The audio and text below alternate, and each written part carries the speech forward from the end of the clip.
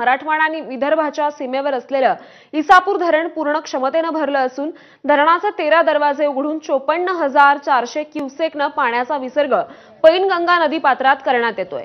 त्यामुळे पैनगंगा नदीचं पाणी पुलावरून वाहतंय। त्यामुळे महामार्गावरील वाहतूक कालपासून बंद झाली आहे। पुलावरून साधारणतः 4 ते 5 फूट पाणी वाहतंय। याचाच आढावा घेतलाय आमच्या प्रतिनिधींनी। बघूया।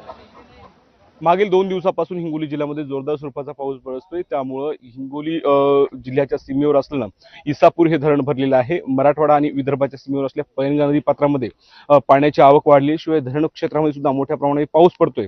त्यामुळे धरण 100% क्षमतेने भरलेलं आहे। धरणाचे 13 दरवाजे उघडून पैनगंगा नदी पात्रात पाण्याचा विसर्ग करण्यात येतोय। त्यामुळे या ठिकाणी मी ज्या ठिकाणी उभा आहे पुसद कळमनुरी हा महामार्ग आहे। या महामार्गाची वाहतूक कालपासून बंद आहे, कारण पैनगंगा नदीमध्ये मोठ्या प्रमाणात पाण्याचा विसर्ग करण्यात आल्यानं या ठिकाणी पैनगंगा नदीवर जे असलेला पूल आहे त्या पुलावरून साधारणतः 4 ते 5 फूट पाणी जाते। त्यामुळे या ठिकाणची वाहतूक काल सायंकाळी साधारणतः 3 वाजल्यापासून ठप्प आहे। ते आतापर्यंत सुद्धा ठप्प आहे।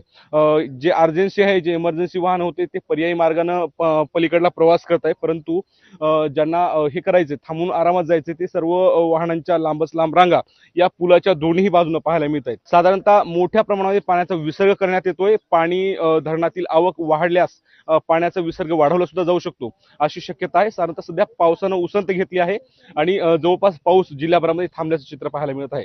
परंतु या ठिकाणी पूर परिस्थितीमुळे हा महामार्ग पूर्णपणे बंद पडलेला आहे। माधव दिपके, एबीपी माझा, हिंगोली।